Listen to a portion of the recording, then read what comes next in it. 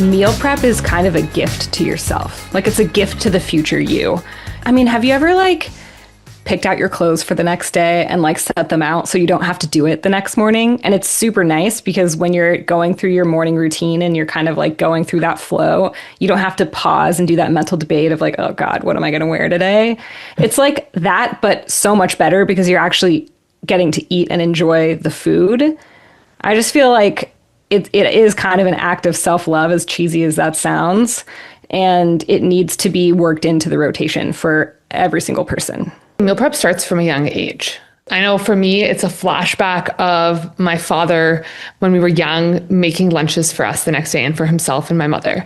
And having him teach us how do we make a balanced meal in our lunchbox and putting that forward, planning forward. And yeah, it's just developing those skills from a young age. A lot of us don't translate that to life as an adult. And so it's actually taking those and applying it forward. What was your favorite snack or treat that your parents put in your lunch when you got sent lunch to school? I always had to make my own lunch. But if he had stuff he had bought from the grocery store, I would say cookies or maybe a fruit roll up. Ooh. I loved a fruit roll up that had the shapes that you could peel out. I thought those were so bomb. Or the tattoos that you could put on your tongue. Yeah, those are the best. I never had those. Yeah, they had ones that were fruit roll-ups, and instead of cutouts, they had a tattoo, and you would stick it on your tongue, and then you'd stick your tongue out, and you had the tattoo on your tongue. Oh my gosh, that's so cool. We should all get those. Yes, they didn't work very well. You could never tell what it was. What if we just get real tattoos? Or we could just do that, yeah. Okay. My mom went through this phase where she was super into cake decorating, and she had all these different colored frostings because she was making little flowers and stuff for the cakes. And she would take graham crackers and put the leftover frosting in between the graham crackers and make a little sandwich for me. Sounds so good. Wow. It was so amazing. And it was also fun because they were always a different color. And when you bite into it, you know how there's little holes in the graham cracker? So the icing would squirt out, It was I love that. Yeah. Your mom's the coolest. My mom was really cool. Yeah. It's what about you, Alicia? Homemade Dunkaroos. That's exactly what the graham crackers and icing, because that was my thing. I loved you don't know what Dunkaroos are? You don't know what Dunkaroos are? No, what are they? Oh my God, it's this little pouch that would be you would get these little cookies that are shaped like kangaroos, and you would have this little cup. Little cup of icing. Specifically, it has to be the vanilla icing with the sprinkle chips in it. Those with the vanilla Dunkaroos. So good. So when I was diagnosed celiac in high school and couldn't have Dunkaroos anymore, my whole heart was broken. So actually, I should recreate that now. You should. It's all the homemade Pop-Tarts that keep coming up on my feed because I'm a freak for Pop-Tarts. I made them. I've made some. They were good. Oh my God. I have yet to do it. I'm scared what I'll do if I might just eat a whole tray of them. Well, what I did, because the first time I tried it, it was with a sourdough discard. So that was really good. I didn't perfect it, but they tasted so good. And someone had made homemade alala berry. Oh, fancy. They were, someone had given me homemade alala berry jam. What's alala berry? They're these little red berries, right? They're good. But then I tried to make them again without the sourdough starter. And so I made, with the rest of the jam, I used that up. And then I did one with cinnamon brown sugar to make the cinnamon brown sugar Pop-Tart. Now, it was by far the best, but it didn't have the right consistency because it was a little too liquidy. I just put the cinnamon and sugar. I needed it a little bit thicker, but it was so good. I was wrong. They're not what I was thinking of. They actually look like blackberries. Blackberry. Okay, that makes more sense. You're thinking of lingonberries. Yeah. I know what lingonberries are. You can get those at IKEA. Yeah. That makes sense. Lingonberry jam is very good. Yeah, alala berries are like blackberries. Okay. Yes. All right. Should we talk about... Actually, should we introduce this podcast? Yes, I think so. Okay. Thank you, everyone, for bearing with us as we talked about homemade Pop-Tarts and all kinds of delicious treats. Welcome to the Nutrition Digest podcast. Today, as you would have guessed, we are going to talk all about meal prep and some of the strategies that we use ourselves to stay consistent with what we're eating and take good care of our bodies all year long, except for when we fall off because we're human and that happens to us too. most people, when they think about meal prep, they think about the worst possible kind of meal prep, where it's like 15 identical containers. They're eating chicken, rice, and broccoli every single day. It's super bland. It's super boring. It's like that classic bodybuilder diet. And you're spending like 5 hours in the kitchen on a Sunday, slaving away over the stove, trying to prep all of your stuff for the next week. And we're here to tell you that that is honestly not how to do it. There's a lot of different ways that you can meal prep. There's no one size fits all approach. You can do it in a way that's a lot more exciting and fun and works for you as an individual. It doesn't have to suck. So today we're going to talk about what meal prep actually looks like in real life. We are going to talk about how we approach it as registered dietitians who have been doing this for a very long time, and how to get started in a flexible and sustainable way, and how to make it work, whether you are super busy, you're training for something, you're cooking for one, or you're feeding a family. So we're going to start first by breaking down the stigma that is associated with meal prepping. We want to first of all reframe the concept. Like Tara said, it's not all about being rigid or all or nothing thinking or wasting all your time on a Sunday to get it done. But it can look like cooking extra when you're making a meal. So it could just be doubling up your amount of chicken that you cook, or roasted vegetables or something. That's what I do. Prepping snack food so you have healthy snacks throughout the week. Cutting vegetables ahead of time. So making life just a little bit easier. So I wanted to mention one strategy here, Summer, when you were talking about cutting veggies ahead of time. What I recommend to so many people to do, and this is something that I do myself, when I get fruit, I cut it before I put it in the fridge. Obviously, you're not going to do this for all fruit, like not necessarily like apples, because they'll get kind of gross if you're in the fridge for too long. But like if I'm buying strawberries, I leave them out on my counter to remind myself that I need to actually cut them up and prep them. I don't put them away. So I have to like get it done, because otherwise you're going to have strawberries in the refrigerator that get furry and moldy and disgusting. And it's super depressing and sad, and also really off-putting, and they're not cheap. So cutting up fruit ahead of time, and there's actually research to support that we are more likely to eat fruit if it is peeled or cut up ahead of time. So same thing with like oranges. I love to cut up oranges ahead of time and just have like a big bowl of beautiful sliced up oranges ready to go in the fridge. You're just a lot more tempted to eat fruit that is ready to eat. So some foods are pre-made like that. Like grapes are awesome. You just rinse them off and they're good to go. If you're struggling to get fruit into your diet, you might want to think about fruits that are very easy to just pick off the vine and put in your mouth. How long would you say cut up fruit can last in the fridge? Like pineapple, for example, asking for a friend. That's a good question. I mean, like several days. It depends how ripe it is. Like the more ripe it is when you cut it, the less time you're going to have in the fridge. Like if you can get some that are like a little bit on the underripe side, and you could probably get like 5 or 6 days out of it. Yeah. Strawberries don't last very long. It's dependent on like the fruit too. Yeah.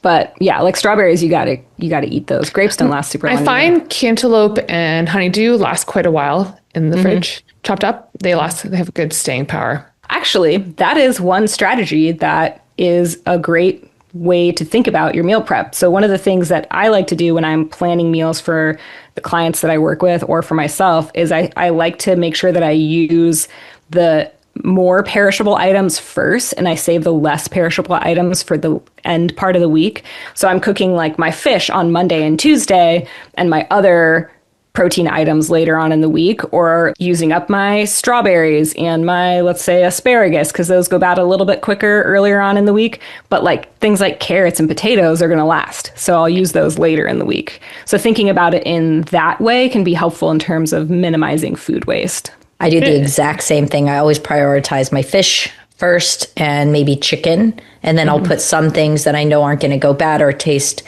fine coming from frozen to fresh or frozen to defrosted.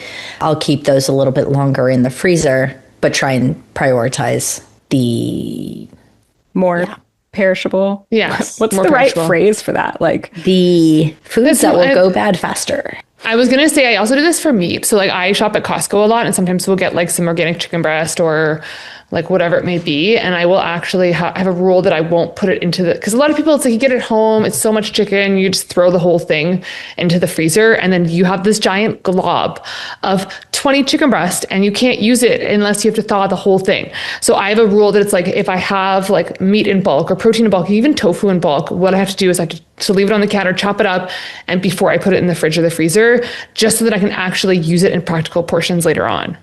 Smart. PSA, don't leave it too long on the counter. Obviously, you don't want yes. raw chicken to go bad. Yeah. I've definitely done that with the Costco chicken before. Actually, I'll throw my husband under the bus. He did that. But like he put the whole thing in the freezer and then it was just like this amorphous frozen block of chicken breast. And you're like, oh my God. And it's hard because you try to like bang it on the counter to separate them. It's not work. Definitely Reza has done that too. That's why I made sure to say this. I don't know what it is about some men, subtypes, but I have done what I was saying on accident once. I had gotten my very first meal box. Okay. I had done this once before where I had gotten my first box from a meal delivery service. And what I didn't realize is all the non-perishables would be on the top. And then you have your fresh fruits and veg, or maybe your yogurts, things that go in the fridge. But what I didn't realize, because I was just putting everything away quickly, is that they keep all the meats and animal proteins underneath a cardboard shelf so it doesn't touch each other. And I didn't know the first time, and I just wasn't thinking about it. So I was just putting everything in the fridge. And then I went away, and then fast forward, I was like, I can't believe they didn't include the meat. Like, I totally got robbed. Like, what is wrong with these people? And then it kind of spelled. And then I realized I lost like $80 worth of meat because I just didn't put it away. Oh, yeah. And this is like why it's good to meal prep, because I think for a lot of people that food waste is like, it's gross, but it's frustrating. It's money going down the tube. And I know for a lot of my clients, they'll forget about groceries or they won't have time to cook and they'll end up relying on takeout or something like that during the week. They're just busy. So making sure that they take that time to prep, take the time to plan, just ensures that they have less food waste in general. So going back to some of the stigma behind it. I know we just totally got off topic, but in a good way. It's also really helpful to prep some things so that you have meals ready or backup meals. So you have things, if you do breakfast burritos and you keep those in the freezer. So grab and go meals or egg bites or something like that you can pull from when you don't have a lot of time. It just allows you to be a little bit more prepared. And it can be for anybody. So thinking if you are a busy professional, so you're on the go, you're in your car, you're doing a long commute, or you don't have time to make a healthy lunch because you're in the office, having something prepared like a salad or something that you can grab on the commute is great.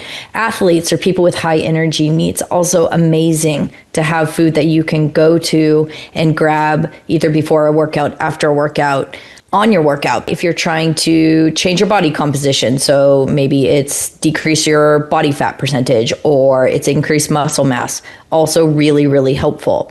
Families, people who are, cooking for multiple people, so it's great to have a big meal prepped so you have something healthy to go to after the kids' soccer practice and then another kids' baseball practice and then, whatever is going on.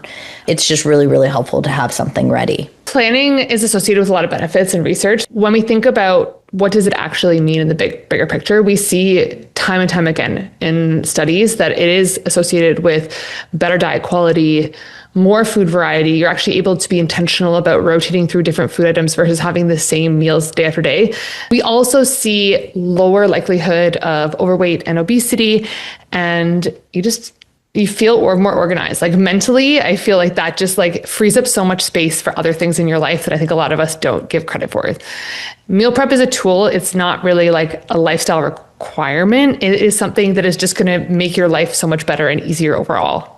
We're going to shift gears a little bit and we're going to talk a little bit about how dietitians actually approach meal prep in our day-to-day, because we've been doing it for a long time. This is part of our lives. We are the quote unquote experts because it is second nature to us. And as Tara said earlier, we're humans. We are going to have times where maybe it's not the best meal prep or we fall off a little bit, but we know how to get back on track. So Tara, walk us through what your meal prep actually looks like in a typical week right now. this is coming at a perfect time because I have to do some planning for this week and I'm planning on doing it today. I would say there's two different types of weeks though for me. There's the more chaotic weeks where I'm really leaning on my pantry staples, my freezer items, the things that I have in my kitchen for backup, which is this week. That's how it's been. It's been very like emergency level, like looking in my cupboard, looking in my refrigerator and being like, how do I make a meal out of this? And because I've been doing it for so long, I have the basic components to make a meal that's actually pretty delicious and nutritious just around all the time. And I have a running grocery list on my phone that has those staples permanently on it. So it's just a checklist. I check it when I have it. I uncheck it when I don't. And I make sure that I always have that stuff on hand. So that is kind of how this week has gone. Hopefully next week, since I'm going to actually spend a little bit more time doing some planning and hopefully things aren't as chaotic, what I like to do is just pick out a couple of basic recipes that look interesting to me. Something that's like seasonal, enticing, maybe something new, maybe an old favorite, but planning those out, making sure I get those on my grocery list, and then looking at my calendar to see what days I actually have time to cook and what days I don't, and what days are going to require like some strategic skill because it's kind of chaotic and crazy. I also have to eat according to my training schedule because I have different training sessions on different days. So I have to think about that as well. But I would say that's kind of like my basic meal planning. Like I literally use a pencil and a piece of paper and write down the recipes I'm going to cook. I have each day of the week on there. I plan out my breakfast, my lunch, my dinner. My breakfasts and my lunches are never creative. They're pretty much the same thing all the time. I keep it simple. I'm happy with that. It's not like I need to be gourmet lunching all the time or whatever. Like I have my go-tos and my dinners are where I usually get a little bit more creative and I like to throw different snacks in too. So We've talked many times about how you love getting really creative in the kitchen and you like making a lot of stuff from scratch, especially given the food additive episode that we recently filmed. We talked a lot about how you're making a lot of food from scratch. How do you balance making delicious, tasty, wonderful food with time, given that we're making a lot of things from scratch? I plan it. So kind of like how I structure my planning around days that I actually have time to cook. If there's something that I want to try that's more labor intensive, I will look at my calendar and block off time so that I can have my creative time in the kitchen. So sometimes I make homemade pasta. Sometimes I make cakes from scratch. Sometimes I'm making much less elaborate things, but I prioritize it because it's something that makes me happy. And I have a bunch of recipes that I blocked off time to do. Now I've mastered them. Now I don't have to measure or use my brain or even think. Like my homemade granola, it's like autopilot. I could do it blindfolded. I'll literally make granola in between client calls because it's just so autopilot for me at this point. So part of it is like just being familiar with your kitchen and getting very used to cooking and stuff. And I think over time you sort of just get those skills, which can make it really helpful and more automatic. And I think that automatic is so important. I think a lot of people see it very intimidating when they start to meal prep, that it's this daunting thing that they don't have the skills for. But it's like anything in life. You just got to practice. Yeah. And don't try to cook like 10 new recipes in a week. Pick one. It doesn't have to be totally all consuming. Just trickle it in. Over time, you're going to have all of these recipes and all of these skills, and it's just going to be super easy and more autopilot and just a habit. I know you mentioned when you're planning, you're thinking about your training. So we know all of our listeners should know by now that you are a runner. And so we want to know, like, how do you approach prep with such high energy needs, knowing that we need to make sure you're getting enough food over the course of the week? Yeah, honestly, always a struggle. Like you kind of have to eat a lot. There are certain kind of go-to items that I tend to lean toward just because they're quick and easy. Like I love the Fairlife chocolate milk. It's a great way to get a significant amount of protein in. I don't have to do anything. I just grab it out of the refrigerator or I'll put it in a lunchbox with a cooler, like an ice pack, and it'll be there waiting for me when I'm done with a run. So some stuff is just like grab and go. I lean on things like string cheese a lot because it's quick and easy and convenient. I eat a lot of toast and English muffins for the same reason, a lot of bananas. Notice none of these things require prep. So in your meal planning and in your meal prepping, there's going to be stuff in there that you don't actually have to do much at all. You just have to remember to put it on your grocery list and like have it around. And that is one of the things that's so important is convenience and accessibility. If it's convenient and it's accessible, you're a lot more likely to eat it.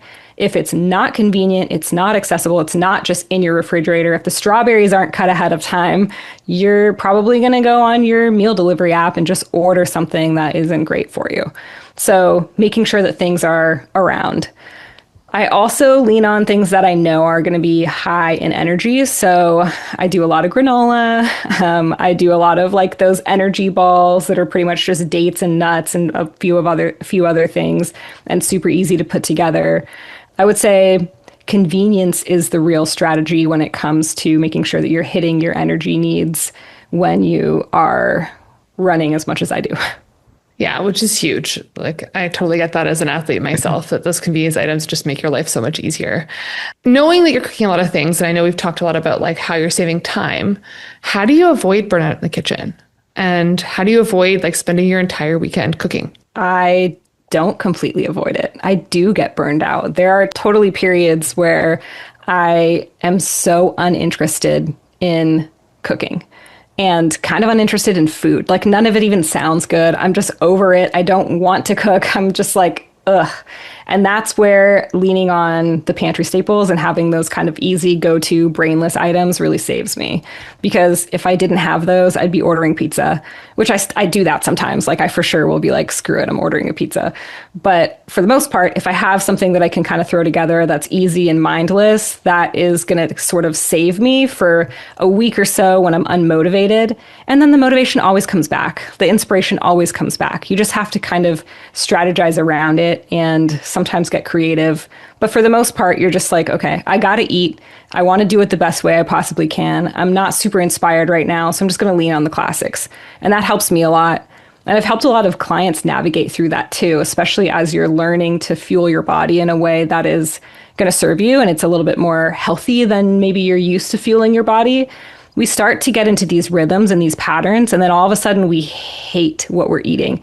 We don't want to look at Greek yogurt again. We're grossed out by eggs, you know? So like we have to pivot because we can't just give up. We have to figure out a way around it. We still have to eat and we still have to take care of our bodies. So how can we do it in a way that is not going to be horrifically time consuming and is still going to check off the boxes?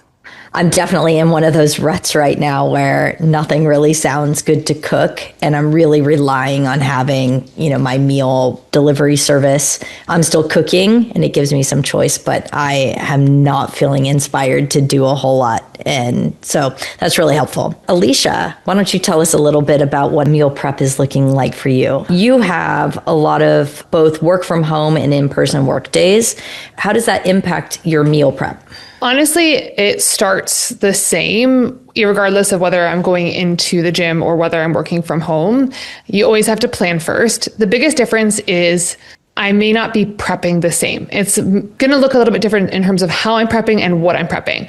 So there's a little bit of a difference between like flexibility and structure. So for the days that I'm going into the gym, like my dad used to do, packing our lunches, I'm packing my lunchbox. I'm making sure everything's structured. I actually go to my Fitness Pal to make sure, because I will underpack my food. So I actually plug in my food for the day to make sure that I'm bringing enough food with me for the entire day, bringing enough carbs so that I can actually fuel my workouts during the daytime and having everything packed with me. But for the work from home days, there's more flexibility built in. I'm going to be beside the kitchen. There's going to be stuff there, but there still needs to be some planning going on. And we need to make sure that I have the items available. Because if like I'm planning to have a crackers and cheese snack in the day, but I don't have crackers and cheese, that's a problem. So making sure that I know what's available for me. So when we kind of break down the entire day, okay, when I'm at home, it needs to be quick and I want it to be fresh versus when I'm going to the office, I'm having a protein bar and a banana on my walk into the gym at 5:30 in the morning because I don't got time to eat a real breakfast at that point. When I'm thinking about my snacks during the day, I'm thinking about, okay, what can I grab maybe quick and easy when I am working from home and I'm got 5 minutes between a Zoom meeting versus what have I packed with me when I am at the office. And then I think the dinners are another area that really varies because maybe I need to be making sure that I'm managing my energy from a decision fatigue standpoint at at the end of a long day when maybe I haven't been home for 12 hours and I'm coming back and I'm like, well, what am I going to make for dinner now? And putting that effort forward. For a lot of people who work from home, it doesn't mean prep. Like people think, oh, I don't need to prep. And that can mean very different things to very many people. I think it's a big fallacy. So you prep even when you're working from home? Yeah. If I don't prep when I'm working from home, before I know it, I will be on Zoom meetings, trying to get projects done in between meetings. And I look down and it's 3 p.m. My stomach feels like it's going to eat itself. And I'm like, shit, I don't have food cooked. I've got another meeting in 10 minutes. I am in really bad shape. So it's the illusion of time and the illusion that you'll be able to step into the kitchen anytime. Now, a lot of times you put your sweatpants on, you might have like an hour to get your workout done and come back. And also it's the decisions there. Like I'm already spending so much time and energy and decision fatigue on, I find those days I work from home, I actually have more Zoom clients. So it's a lot more nutrition dense. So I'm making decisions for other people all day long. And it's exhausting to then put that stress on myself to figure out what I'm going to eat. That's not going to happen. So making sure I know what I'm going to be having during the day, having it mapped out a little bit, or knowing what my options are, knowing that like, hey, if I want a yogurt bowl with some cereal on top, or if I want to have like just a quick protein shake and some fruit, okay, I've got those options available to me. And if I'm really crunched for time, I could just grab something really fast. So it may not necessarily be like full meals that I'm prepping for those days, but I'm making sure I have options available so that there is less friction that's happening. And even potentially on those days, setting some timers to make sure that I am taking breaks, or looking at my calendar for the day and being like, okay, slotting in 5 minutes here, 10 minutes here, 15 minutes here, blocking this half an hour off so that I have those reminders to actually make sure that I'm taking time to eat. So how do you and your husband approach dinners together? It's very weird to say husband, but anyways, I digress. 1 month after the wedding. So we've been actually approaching dinners fairly similar for a while now. We work together to map out the dinners for the week in terms of the different dinner options. So what we actually do is we talk about like, hey, what foods are you craving? What foods have I made recently that you really like? And we come up with like 5 or 6 different dinner options. And then we actually grocery shop for those options. And then once we kind of get home, we figure out what is the time consumption for each of these meals, which ones are quick and easy, which ones are a little bit more time consuming. And then we kind of like slot them in on different days of the week, depending on whether we're both in the office, he's working from home, I'm working from home. We kind of have a rule that like I will handle the cooking, because if he handles the cooking, it may not be edible. But he cleans. He always cleans, which that makes a big difference. It makes it a lot less overwhelming. If you know that you're cooking and cleaning and everything, it could be a lot. And it really does change. So like if I am at the office, I want to come home and just do like a quick air fryer meal where I just throw things in the air fryer and don't think about it, or like going to put pre-made burgers in a frying pan and pair it with like a nice whole grain bun and a salad, versus days that I'm working from home. Maybe I'm making like a crock pot meal where I'm just setting it in there and I actually have time during the day to maybe assemble the things and put it in there. Or maybe I'm having more of a time consuming meal where I'm charting at the end of the day, stuff's cooking on the stove and I don't have to think about it a little bit more. And I think that that's something that's really important to kind of distinguish between the two. What are your go-to meals that you have saved this week? Meals that kind of save me in terms of like backup or like things that are really quick and easy. Rotisserie chicken is my jam. Like if I'm in a bind and I'm like, I do not want to cook or I'm really busy, I always pick up some either baked salad or mixed greens, rotisserie chicken. Maybe I'm doing just like toast on the side. Or if I have some potatoes, roasting some potatoes in the air fryer, really, really easy. I love frozen meals sometimes, like getting some frozen vegetable blend, frozen pre-cooked shrimp, putting it in a frying pan, adding some nice different sauces to it, putting it maybe with some pre-cooked rice, or I can use make rice in my rice cooker that I can just leave and let it be, just to make it really easy. Or my favorite dinner is a charcuterie dinner. So get a nice gluten-free baguette, get some really nice local cheese or maybe foreign cheese from France, either make like some homemade meatballs, or we get Butcher Box. So sometimes they have really nice like meatballs from Butcher Box that are just ground turkey and spices. And so we'll actually cook those up with a nice tomato sauce. So it's like tomato sauce, cheese and baguette. It's so delicious. Or even just like simple like marinated meats with the baguette and cheese and like a mixed green salad. And even just like a quick comfort meal, like whether it's a burrito bowl or like a quick stir fry, just kind of using up whatever we have. Lots of different options there. Love a charcuterie dinner. So good. Yeah, it's like, I know they call it girl dinner or whatever, but whatever. John and I have been doing it for a really long time before girl dinner was a thing, but we always just call it French dinner. It's like, I love it. Yeah, and you get like a baguette, you get whatever charcuterie, you get some cheese, you get some fruit, you get some nuts, you kind of just have like a little bit of everything. And it's so nice to just like put this big platter and just kind of snack on it and like savor the meal and take your time and maybe sip some wine if it's that kind of night, you know, it's like or so some fun. Mirin kombucha Pinot Sage that actually tastes like wine to some degree, and you put it in a little wine glass if you're not drinking because you're training the next day. Ooh, yeah. Shameless plug. I am. Sponsor us. Sponsor us. There's a non-alcoholic sparkling rosé that I had at, there's like a restaurant down the street that does an amazing happy hour, but because I train so much, I can like rarely drink. So I will get their sparkling rosé and I cannot remember the name of it, but it is so good. Yum. Love that. To try that. It's a delicious non-alc option and it's actually like satisfying. And you know, you feel like you're like joining in on the happy hour because they put it in a flute and like, you know, whatever. So that's fun. Okay, so Summer, you tend to be a little more intuitive and spontaneous with your eating. What does meal prep look like for you? Because I know that like a lot of our listeners and certainly a lot of the people that I've worked with like to do it that way where it's a little bit less super strategic and very type A. I think it also depends on kind of where you're at in your lifestyle and what's going on.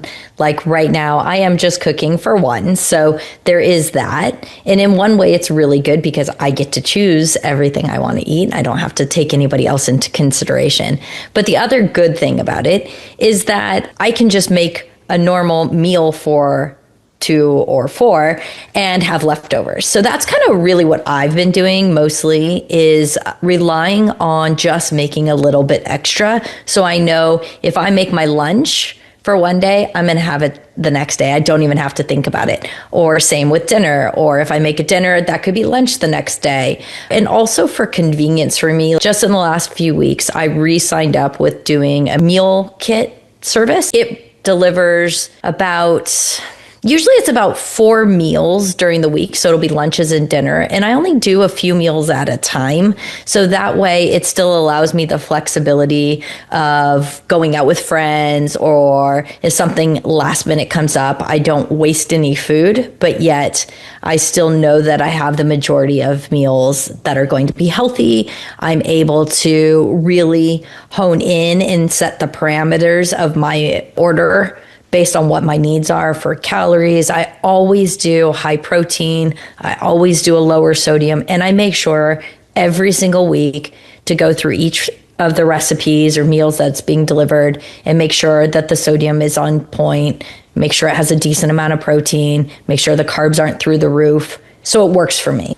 And then the other good thing is I can have them deliver some groceries as well. So I do try right now to be a little bit more convenient and healthy as opposed to tasty. Like they're good, but it's not nearly as good as like Tara's amazing homemade pasta or something like that. But I am very lucky. I do hang out with a couple friends who love to cook. So I'm often over there several nights a week. So I don't really mind just being a little more boring and a little bit more boxed in with my choices, you know, and I'm cooking a little bit less. Yes, you just said 2 cool things. So one, I want to remind our listeners of this too. Meal prep doesn't always have to be cooking everything yourself. You can work meal delivery into that, and there's nothing wrong with that at all. That's a great strategy, and it's super helpful for so many people. 2 is you just made me think of the idea of meal prepping with friends. I've had some clients who've done this before, and they'll basically make it kind of like a meal prep party. So you go over to one person's house or apartment or whatever, and you pick out recipes together, you go shopping together, and then you just spend the day cooking and of course eating and enjoying some of the foods and tasting some of the stuff that you've made.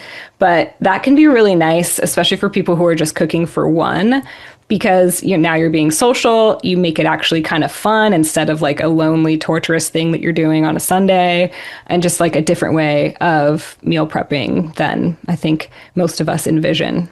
Yeah, and that's kind of how I do it with my friend is she loves to cook. So I'm usually her guinea pig and she's an insanely good cook. So I get to benefit from the fruits of her labor. So what often I will do is I'll bring some of the ingredients. I'll be her sous chef, or I'll make one part of the meal. I'll make the salad and she'll make something else. But it is way more social and really fun. So you're not just, alone making a meal. And most of the time I don't mind, but sometimes it's really nice to do a friend's night, and we'll co-work. Our dogs hang out and we just sit and watch TV or do something like that together. And it's just more enjoyable than doing it on your couch, alone. Totally. So how would you say that you like to balance the kind of like the structure versus the flexibility? Yeah, I think you guys touched on it earlier really well. What I try and do is I know basically the week ahead, or I have my box delivered on Sunday. So I make sure I have the staples in the house that I always go to. It may be my Siggy's Greek yogurt and berries. Sometimes it's granola. Sometimes it's eggs, like whatever it is. I have those total basics always in my fridge. I also always have carrots. I always have broccoli, usually have a zucchini, and then we'll have like ground turkey in the freezer or chicken or something like that. So I always know if as a backup, I can make a quick stir fry, and I always have breakfast done. I also make sure that in my meal delivery, I'm always making sure that I have salads. So for at least 4 of the days of the week, I know I'm getting a really yummy salad, and it's often in those salad kits, so I'm not buying and wasting a huge thing of dressing that I will never eat, but it's also more fun than just me doing olive oil and vinegar. So it's more that I do a lot of the planning when I'm ordering the food. And I really recommend this for a lot of my clients who are crunched for time, who have these long commute days, don't have the bandwidth or the time or the desire to spend time cooking or preparing food in advance. Doing something like that, you really can have a lot of options. What I've started doing, because again, I have had some weeks where it ended up being more social, so I didn't end up getting to some of my proteins and they go bad.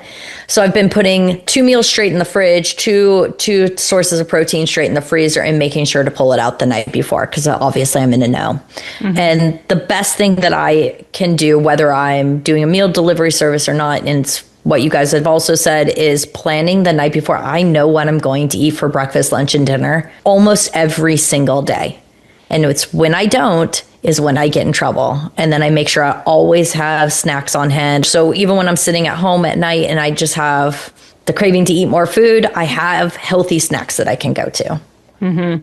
I think the snacks are a big one. That is an area where a lot of people have gaps. We think about our breakfast, we think about our lunch, we think about our dinner, but the snacks are the thing that we forget about, or we don't put it on the grocery list or whatever. Yeah.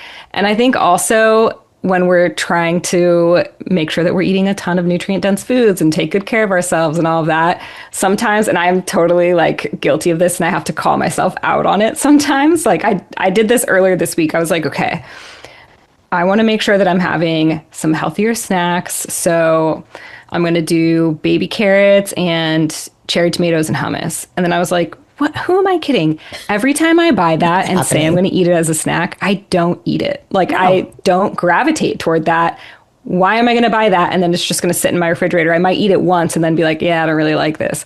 So thinking about what you're actually going to eat is key too, because you don't want to just buy something because it's quote unquote healthy and then it sits in your refrigerator going bad and then you feel bad about yourself because you didn't do the thing you said you were going to do. I think a lot of people make that mistake, especially when they're starting with meal prep. They start by like forcing themselves to eat oatmeal because they've seen oatmeal on the internet as a healthy option for breakfast.